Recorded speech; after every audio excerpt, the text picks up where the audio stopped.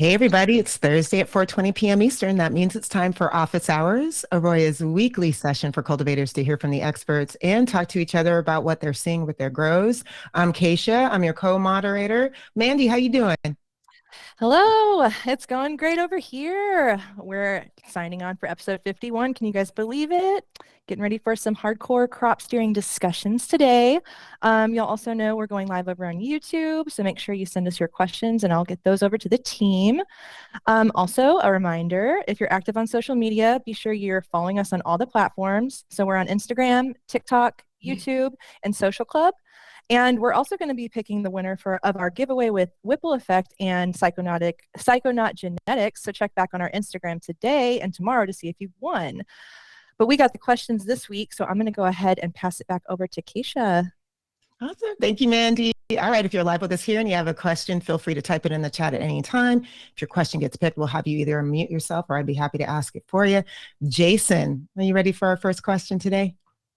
Sure, let's get going. Woo-woo. All right. JT posted a couple comments on YouTube. Let's talk about these questions here. First one: when should you start worrying after checking runoff pH? Say your feed is coming in at 5.8. How far of a differential tolerance is acceptable?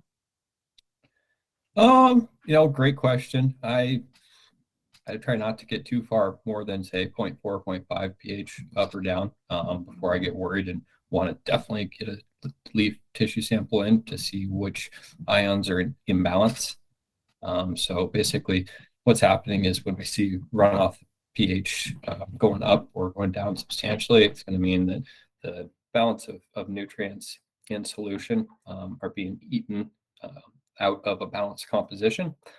So definitely want to, I guess there's two ways. One, you could increase how much runoff you're doing, but that's going to affect all of your other components. So the best thing to do is really get an understanding of why things are getting unbalanced. So get some leaf tissue samples sent in, or sap analysis samples, and trying to understand what that specific plant is feeding on heavier than others.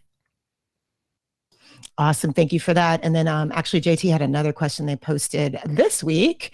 They were asking, how do you know which nutrient your plant is uptaking or not by the runoff pH? Is that something you can tell from that? Nope. So that's where the return of your leaf tissue analysis or sap analysis is going to give you a breakdown of those different nutrient elements. And that would be the most sure way to know which specific elements are getting uptake faster than the others. All right. So leaf tissue analysis will bring forth that data. Excellent. All right, moving on. Brian Goldie submitted a question this week. They want to know, is there an environmental controller you could recommend?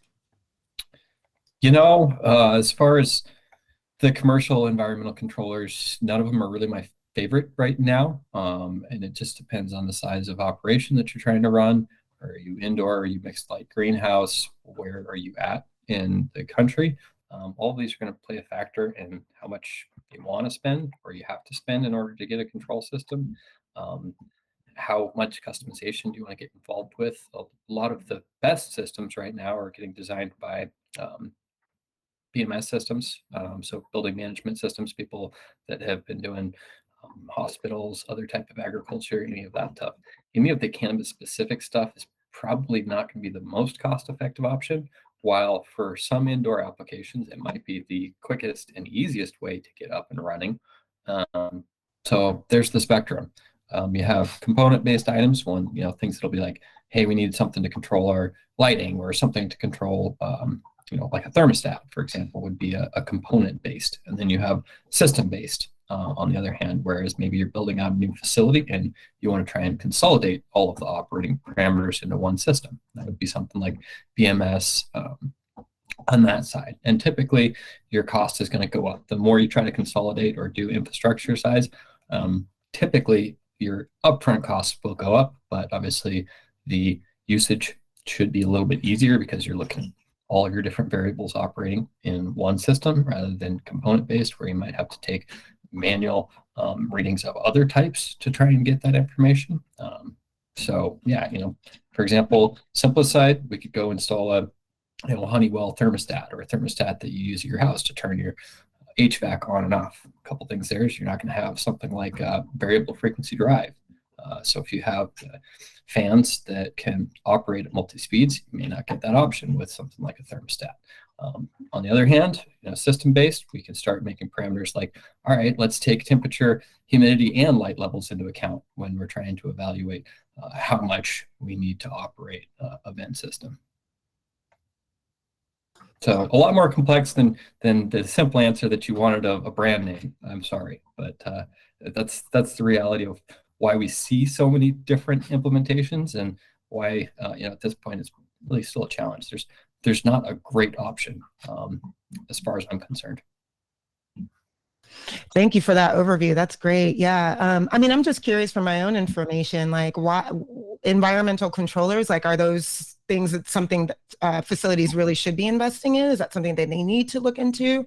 Or is there a way they can kind of make things work without having to invest in stuff like that? Kind of comes down to the question of how much energy do you want to spend trying to capture the operating performance of your facility by hand, with your time invested trying to capture that data, maybe with a system like AROYA, compiling it on other individual components, or how much do we want to try and optimize based on parameters that we know. So yes, I think the investment is usually worth trying to get into a system-based, unless you're looking to move facilities, in a few months or a year. If you're in a long-term plan, then system-based is usually more effective, and that does come with some learning curve and/or previous experience to be able to work with more advanced systems. So I think that's why we see the real gamut of different components in the industry right now, is because some people just need to get up and running so that they can start to make some money and afford a system-based. That being said, if you're retrofitting existing buildings, sometimes component-based is easier to install. Like I said, it's less upfront cost. If you're starting from scratch, then system-based component or system-based operation is the way that you want to invest if you're looking for long-term operating convenience and return. Wonderful. Thank you for that. Yeah, always trying to figure out ways to really define what makes the most sense from a short-term versus a long-term investment with facilities. So thank you for that. Mandy, I'm going to send it over to you. What do you have going on over there? We have a question about lighting. Y'all know I love that.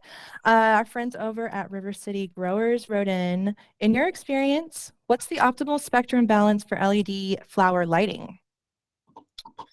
Great question. As far as lighting goes, one of my most favorite subjects for anyone that's been watching the show. Look up photomorphogenesis if you want to know all the science behind these things, or as much as the science that we've progressed with cannabis in specific. Lots of information about how other crops perform when we modify blue versus red spectrums, as an example. So when we look at the history of LEDs, not all of them were necessarily considered full spectrum.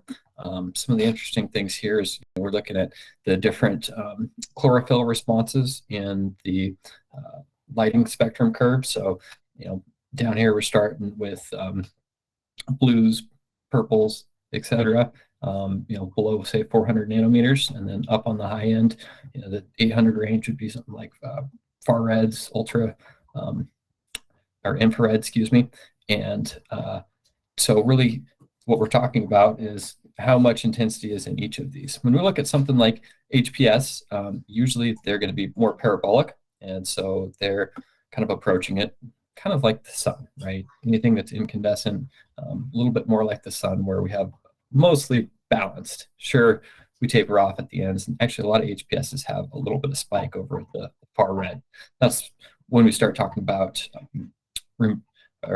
radiation to room temperature ratios, and why we can operate rooms a little bit hotter with LEDs than HID. So HIDs would be metal halide or HPS, are the most common.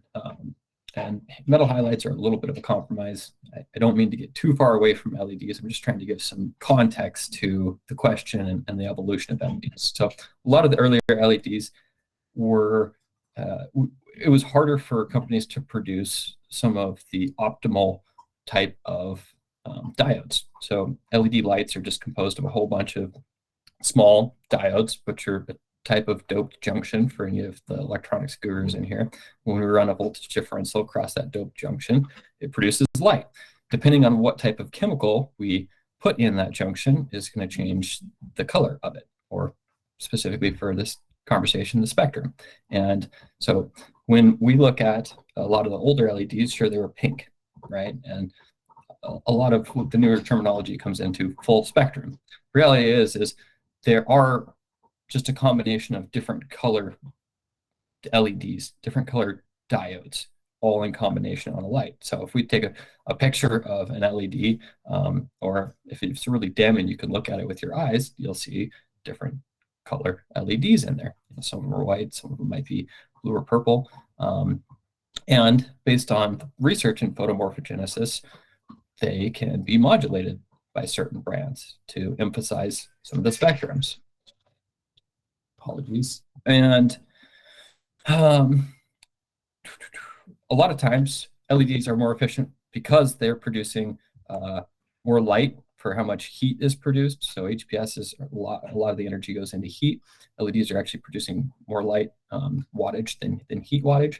And we can also tailor those LEDs. So a lot of the manufacturers have more diodes in our chlorophyll ranges. So I think that's, I mean, I'd have to look it up, but I think around 420 and somewhere in the 700. And when we look at full spectrum, they are sometimes filling in those other gaps. Those other gaps are how we activate things like phytochromes, cryptochromes, other types of secondary metabolites that modify the plant behavior. To make it even more complicated, so when we look at photomorphogenesis, what that's talking about is how does the plant respond to the spectrum at different phases in its life cycle. And for vegging plants, a lot of times the more blue ratios will increase how much stalk stems vegetative growth that we can implement. Some of the manufacturers these days have like spring setting and summer setting and fall setting on their LEDs. What this is doing is just modulating how many of the specific LEDs or the intensity of the different color LEDs are on. And so that we get a cumulative spectrum that changes. And so moving through the cycle, something like that in veg would have usually more blue lights enabled. When we go into something like summer, it's going to become more balanced. And then say if we have a fall mode, usually they're going to start to push towards the red end of the spectrum. And it's also one of the reasons that when we look at, I think a question we've had in the past was, you know, why is it harder for me to ripen with LEDs? Well, traditionally HPSs have significantly more far red, which is what tends to make the plant more generative or ripen up towards the end of it, which makes sense when we think of a plant's life cycle in respect to the seasons. Long answer again, but what is the perfect spectrum? You know, I'd love to know that myself. I think right now the perfect spectrum is the one that you can produce with the LEDs that you have. Obviously, if you are able to modulate it, then it's time to start documenting which strains are preferring which spectrum for how much duration of the cycle. Wow, I did not know that the seasons were factored into lighting that much. That is really cool. Thank you for that, Jason. We are getting questions over on YouTube. Brian wrote in, when do we want a higher substrate EC and why? Yeah, so if we referenced kind of the crop steering methodologies that we've gone over for many episodes, we like to have substrate EC gradually increase while we are doing generative stacking. So I mean that's kind of why we call it. One of the reasons I call it stacking is because we see the EC stacking up. Another reason that we call it stacking would be because we're stacking our nodes rather than having large node spaces from vegetative growth. We implement some changes in that plant's chemistry to help reduce our node space, develop as many calyx building sites as possible. Why does this happen? I think a lot of it has to do with osmotic differential between the substrate and the plant. when we look at osmotic differential, really what we're referring to is the trigger pressure in the cells and how much they're affecting water absorption from the substrate. So why do we, when during generative stacking, we like to have these C higher? Why is to get the preferred plant morphology. Great summary. Thank you for that. And that is it for YouTube right now. So I will pass it back over to Kaisha. Thanks, Mandy. Jason, you're dropping so much knowledge. I can't write my notes fast enough. So this is great. Thank you. All right. Moving on to another write-in. Let's see. Fly tying and fishing wrote in. They're looking for some guidance. Mom room drybacks. And they're wondering how to ideally water a mom room that's got a wide array of different aged moms. Thoughts on that? Yeah, so with moms, usually we're looking for more vegetative growth. Obviously, we're typically in an 18-hour light cycle, and we're trying to build plant structure as fast as possible so that we can get as much clones harvested from those moms as possible. So basis of vegetative steering is wider irrigation window, lots of pulsed irrigations from beginning of irrigation window to end of irrigation window.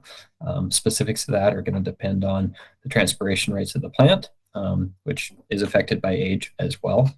And then plant size, or excuse me, substrate size. So plant size, substrate size, those are going to be the main factors that you're looking at when building an irrigation schedule in your mother room. Awesome. Thank you so much. All right. We got another question in here.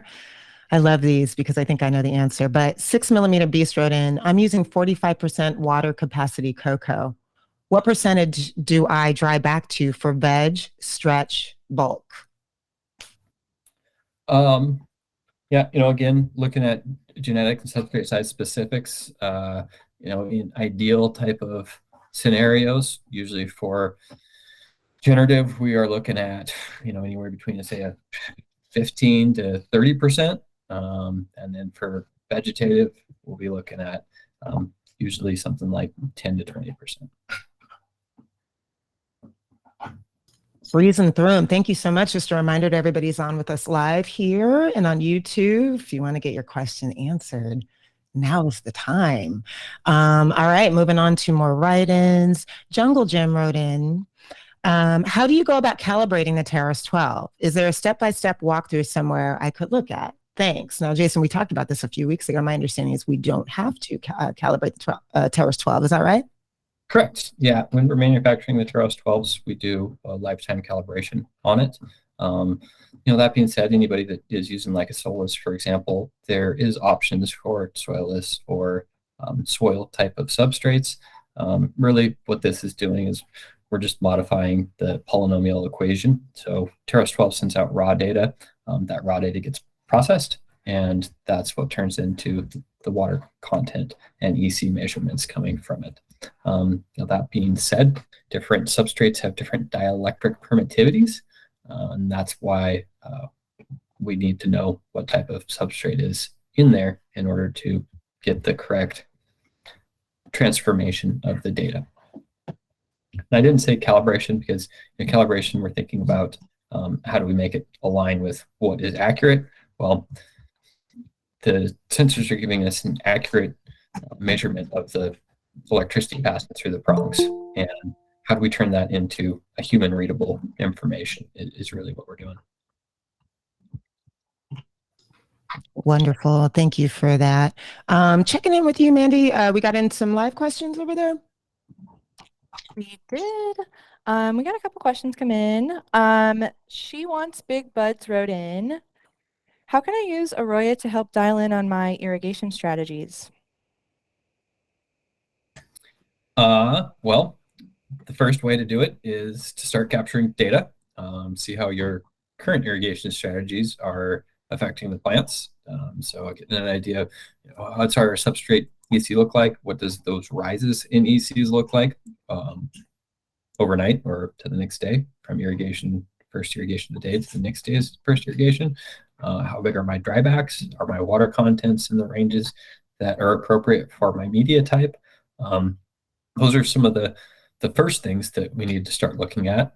Other things to be looking at would be environment. Are we providing the appropriate amount of light for our plants to have as much transpiration as possible? So, are we optimizing our stomatal conductance from the leaf surfaces? We don't currently produce CO2, but that's definitely one thing to keep into factor when we go to crop steer. We really want to make sure that our environment is on par. So with our sensors, first thing that I like to do before I even get started making any irrigation changes is, are my VPDs appropriate for my time frame? Do my temperatures and humidities make a preferential plant environment? Are we at the temperature and humidity we would need to be for VPD? So after those parameters are dialed in, then we can start to modulate our irrigation schedules, start to either stack that EC like we were talking about in the earlier question. Maybe we need to open up our irrigation windows to stay out of over dryback ranges. Maybe we need a little bit more runoff to reduce how much EC is being built up in the substrate. Those are all kind of questions that can be answered after diagnosing current parameters using our substrate sensors. So it's really giving you that visibility, and you can really start documenting and learning from your strains. That's a way easier answer than I gave. No, I love it. You just gave us a ton of stuff to write about now. This is great. I love it. Thank you for that. So we also have another question about AROYA. All About Science of 420 wrote in, can you tell me about AROYA's tech? How long has it been around for? Yeah, so we think, and I could be a little bit off here because I think I was born about the time that we started doing substrate measurements as far as the meter group technology goes. And I think it was around the early 90s that we were looking at building some of these sensors. As far as the TEROS 12 itself has been out for a little bit longer than I've been working on this AROYA project. So I think about 5 years it's been out, and it's not a lot different than the previous model, which was the GS3. And I think those came out around 2010, 2012. Like I said, I could be off. A lot of history for me to remember, but yeah, it's been proven. With hundreds of thousands of these sensors out in the field, as far as the TEROS 12 goes, it's been used in traditional agriculture fairly significantly. Obviously, with the AROYA product, we've adopted specifically for cannabis and more towards substrates in controlled environment agriculture. Awesome. So tested and tested again over the course of some decades, and then tailored to the needs of cannabis farmers. We love to hear that. Awesome. I think that we're getting some live questions, so I'm going to pass it over to you, Kaisha. Awesome, Mandy. Thank you so much. Bilbo's in the house and dropped a question in the chat. Bilbo, you want to unmute yourself and speak to it? And if not, I can. Yeah. Hey. Yeah. Hey. Happy New Year, man. You too. So my question is about the difference between osmotic stress and water stress when performing programmed irrigations. So working on an irrigation strategy through a specific harvest group. Now, I want to know if you've seen kind of a tried, tested, and true method of being able to differentiate between when is a good time, other than generative stacking, when there is a good time to hone in on some more osmotic stress as opposed to just water stressing the plants, or if I'm already potentially barking up the wrong tree. Yeah, so when I think about water stress, I like to think about matrix potential. And so when we look at matrix potential in most of these hydroponic medias, cocoa, rock wool especially, we're really ever not actually applying any water stress to the plant unless we're in somewhat detrimental ranges. So typically when we're crop steering, we're using drybacks to help modulate how much osmotic potential, or the osmotic differential between the plant and the substrate. Okay. Does that answer the question? Well, it's confirming what approach I'm taking, but I asked the question as open as I could to see if it sparks some learning for other people as well. Yeah, and I think it's kind of a little bit of a misconception. Stress is not my favorite term to use when we're crop steering. I'd just like to think about how we're manipulating the environment the plant is in, both environment in the air and in the substrate. So like I said, if we're stressing things, if we're seeing plants drooping, usually we've gone too far modifying a parameter, and that can affect long-term plant growth. That was a great question, Bilbo. You posted something else in the chat. You want to speak to that as well? He posted a question wondering if AROYA has made any progress on the crop registration component of the platform. Anything you can share there, Jason? So traditionally with crop registration, we're talking about some of the manual readings that we allow you to input into the system. One of the challenges I faced while cultivating was, how do I digitize my grow journal and compile that on top of my sensor data? And so we allowed to do manual readings, which I'm assuming is what we're talking about with crop registration. And it looks like Bill is going to jump in here and clarify in just a minute. But yes, as far as the reading types for manual readings that we support, I can pull up a list, but the list is runoff pH, runoff EC, plant height, node spacing, spot light measurements. So if you're in there with a PPFT meter by hand, just taking a spot measurement, in just a second, I'll rattle off all of them.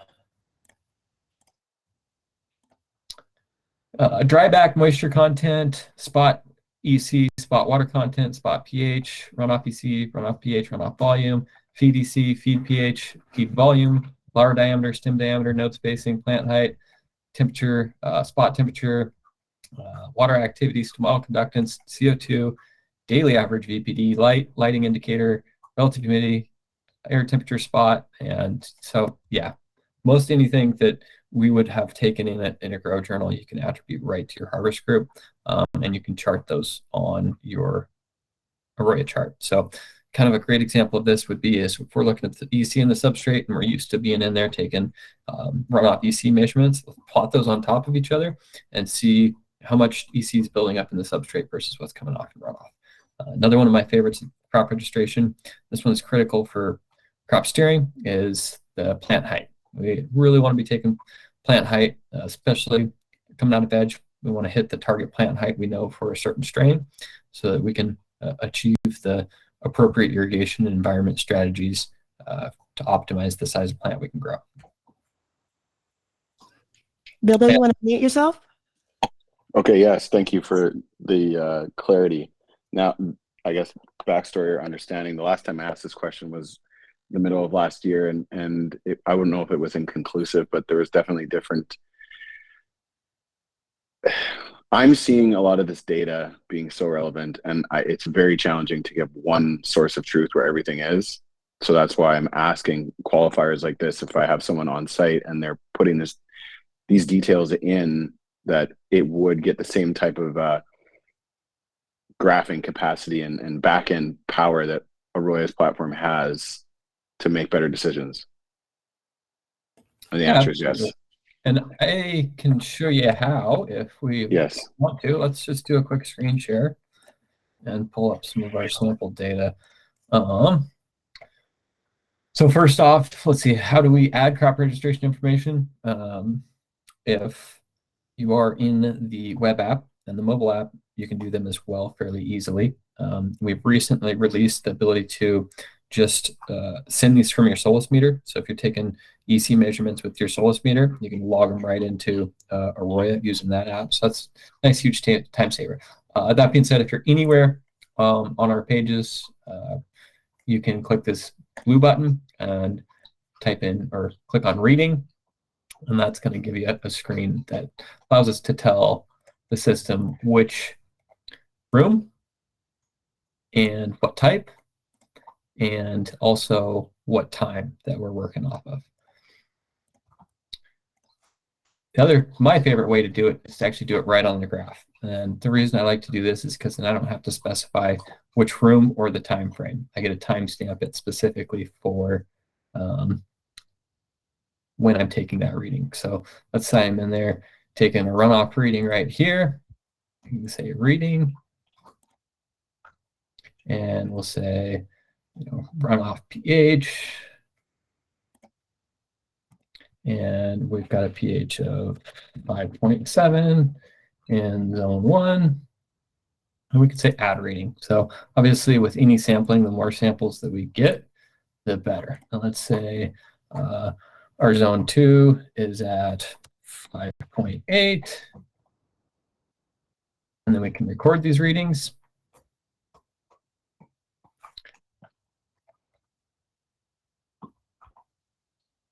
And then we're able to populate the chart with manual readings. So you can see no manual readings. If I select runoff pH, should plot these on our chart. And my apologies, I actually have a new feature enabled here called split graphs, which we should be releasing very soon. Allows you to plot environment and soil on different charts. So if I had that off, we'd be able to see that those pH readings in here. Another way that we can utilize that information is if we jump into Harvest Group and we go into Analytics, we can see all of the crop registration information that we've saved. So if we look down here, plant development, things like canopy height, node spacing, stem diameter, IPM applications, obviously.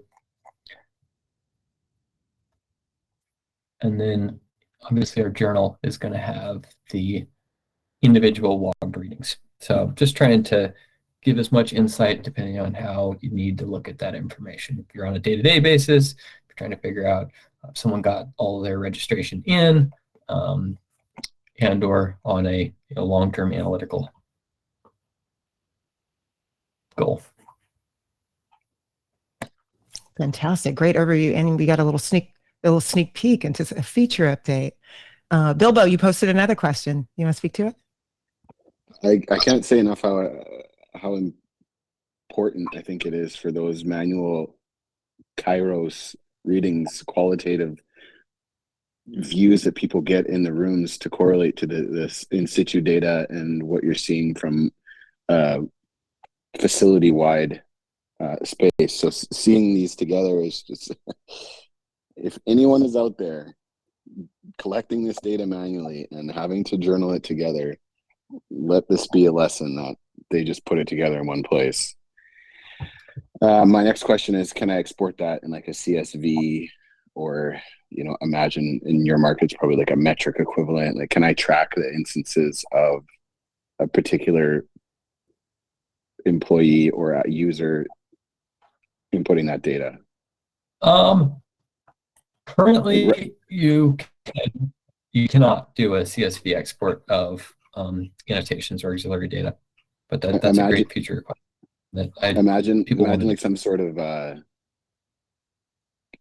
for record keeping, the way that we have our constraints here, like this is so close to a manufacturing software. Like, okay, here's the recipe, here's what we did when we did it, here's the tasks that it took to complete it. So then, even if you factor in the Aqua Lab and other components, you almost have everything in one package, which would qualify as a batch record. So I'm trying to see, like, okay, if I can put it in, I want to be able to take it out, or maybe there's already an export. There's, like I said, there's not an export. We do have some filtering options. So if we're in the journal, we could say, all right, Jason Van Leuven, how many tasks or how many notes have I put in there? Those type of things. So there is some filtering options to help do that. Obviously, nothing like tallying up how many I've done of what type.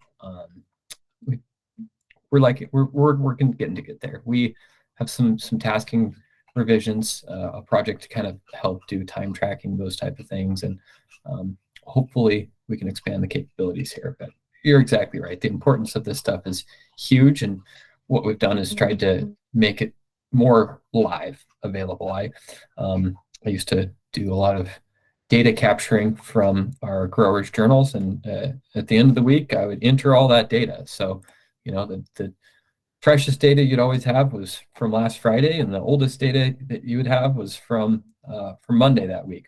And that was never a great way for people to all have availability to what is in that grow journal moving around the facility. As far as importance of annotations themselves, I used to print off my daily room charts, and I would circle any area that showed concern, and write a note. Okay, why is my temperature spiking, or why is my humidity spiking? And then I would go investigate the operations of the HVAC equipment to try and analyze, is this something that I can mitigate by improving the programming in my systems? A great example of that was our temperatures on Mondays were always higher, and ended up that the grower had scheduled on our wall-mounted thermostat, unfortunately, that Mondays had a higher set point. And so it didn't take long for us to get away from component type items like that and implement system-wide environmental controllers like we discussed earlier. But yeah, annotations they're a great way to help your system become more effective, how to communicate issues to the team, and really make iterative improvements onto whatever you see and need to operate. Bilbo, you posted a question here asking for a project roadmap. Just to let you know, we are actually going to be working on getting more regular feature updates out to folks. So stay tuned for all that goodness. Jason, great overview as usual. Mandy, I think we got a question in on YouTube, yeah? Oh, yeah, we did. Alex wrote in, are there any visual cues that the plant gives when pushing generative steering for stretch, whether that's pushing generative steering for 4 weeks or pushing substrate EC?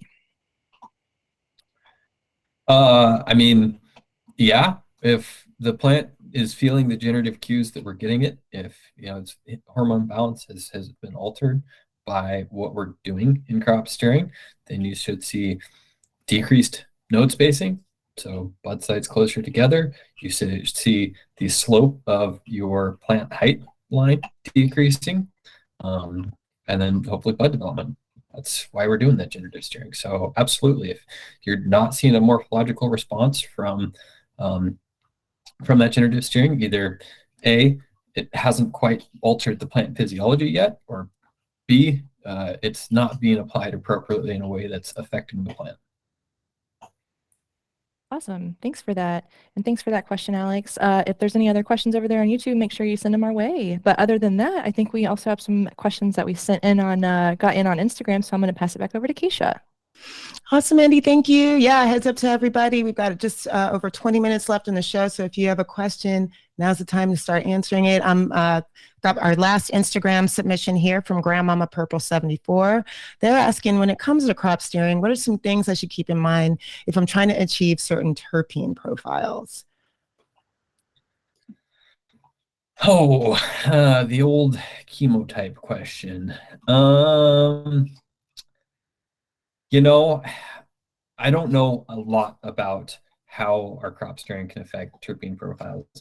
Usually when we increase our THC, we'll definitely see increases in our terpene. How that affects specific terpenes, I think the biggest push there is genetics. Obviously, how we grow it can modify that. Love to leave this question open-ended, and hopefully we can learn more about this in the future. Yeah, that's great for sure. And yeah, if anybody is on and has done some crop steering for particular terpene profiles, let us know. Let's talk about it. All right. Well, that was the last Instagram question I had. Any other live YouTube or anything like that, Mandy? Nope, it's a little quiet for now. So yeah, I think we're going to wrap it up pretty soon. Okay. Yeah. Jason, as we wrapping up this episode, just starting a new year, any final thoughts before we wrap it up just a little bit early today? Just been getting a lot of great feedback about people enjoying the show. It takes the contributors asking the questions to really drive how much knowledge we can get out there. So big thanks to everyone that participates, whether it be asking questions on Instagram, jumping in for the show itself. That's really what makes this great. Yeah, for sure. It's really, these live shows are just such a great opportunity to have dialogue with all y'all. So we really appreciate the live questions. All right. Bilbo says he has questions all day. Bilbo, what's on your mind? You got something else you want to ask? No, I like the back and forth. So if you're trying to get ideas or comments, pick a topic. There's guaranteed a question waiting. Well, how was your harvest? The last harvest of last year? How did everything go for you? Well, we're on a sequence. So I start a harvest group the day that the clonal propagations are taken from donors. So we're currently working in harvest groups that started in late December and ones that have yet to be induced into rooting. So everything's been going good, trending up on terps and THC and biomass yield. The harvest indexes are looking really good too, getting them up as high as possible. A lot of math, a lot of processes that people have been, they're new to. Like, well, you're weighing that? Oh, you're weighing that? Or we're labeling that? Or, you know, we're checking this 10 times to make sure that it's accurate. We've seen some adverse reactions to what we suspect are environmental in a particular cultivar. So, you know, roll into a mitigation role or resource allocation for how you're going to get rid of it. If you see it expressing a certain way, you realize that this is not going to be sellable as in the product format that you originally anticipated. So dealing with challenges, definitely have been able to only combing through copious amounts of data, and this is why I keep asking a lot of data-driven questions from the AROYA platform, have I been able to take a stab at continual improvement. I think without that, everyone is destined to wonder how much things cost and generally fail as a business. It's an interesting balance. If you are capturing enough information to make good decisions with your own hands and eyes and simple spot measurements, you don't have enough time to analyze it all. And so that's kind of one of the challenges that I was very excited to tackle while I was cultivating, was how can I automate some of this information, whether it's taking plant height with security cameras, whether it was substrate sensors with TEROS 12s, whether it was implementing outside measurements and running comparisons so that the operation didn't care whether it was spring, summer, or winter. All those gave me more time to accelerate the improvements that we could make, because instead of taking them, I was analyzing them. Yeah. Have you heard of Spot from Boston Dynamics? Oh yeah.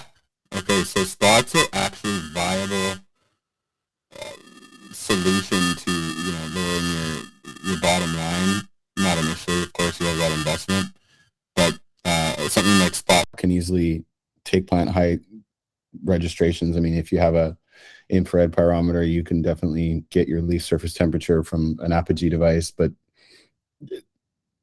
whether it's a robot or some form of automation, there's those metrics that I think we've really been drilling into today, that they end up being some of the deciding factors at when you would switch your steer or react to an incoming pest pressure event or things of that nature. So generally, drilling down into costs and analyzing data. I mean, that's something that I would love to spend more time training the team to be able to do. But right now it's still, as you said, you know, you spend more time doing one than the other. It's an imbalance. Bilbo, you're located in Canada, right? Yeah. You having kind of similar issues up there with like kind of overproduction of cannabis? I don't think so. No, honestly, there's a huge portion of the market that can't produce anything of merit. There's a huge portion of the market that wants to buy based on price alone, but there's always been and continues to grow a substantial number of people, so a portion of the market still, that is chasing an acceptable quality limit that only certain people are going to be able to meet. Now, it doesn't matter the market or the region of the world. If you have a brand and have some sort of following, I'm of the belief that you will be fine as a business. But if you're competing for that lowest price to produce and boofiest product, then it's probably going to be really challenging for you. What I see more often than not right now is people retooling their facilities to want to compete, to want to stay in it, because they can do the math, even the napkin math, cowboy math. But they are new to doing it with this level of data that really, I think, is a deciding factor between your boof and your bangers. Truer words were never spoken. I love it. All right, Bilbo, we really appreciate your insights. We are going to close it out early today, but always please join us, keep coming back, bring up stuff that's going on with you. Mandy, thank you for co-moderating with me, and Jason, thank you for holding down the conversation as you do week after week. All right, everybody, thank you all for joining us for this week's AROYA Office Hours. We do this every Thursday, and the best way to get answers from the experts is to join us live. If you're looking to learn more about AROYA, book a demo, and our experts can walk you through all the ways it can be used to improve your cultivation production process. But as always, if there's a topic you'd like covered on a future office hours session, post questions anytime via the AROYA app. Feel free to drop them in the chat. Shoot us an email at support.aroya@metergroup.com. Send us a DM over Instagram, Social Club, LinkedIn. We are on all the socials. We record every session. We'll be emailing everyone in attendance a link to the video from today's discussion. It'll also be on our AROYA channel on YouTube. Like, subscribe, and share while you're there. And if you find these conversations helpful, spread the word. Thanks, everybody. See you next time. Bye.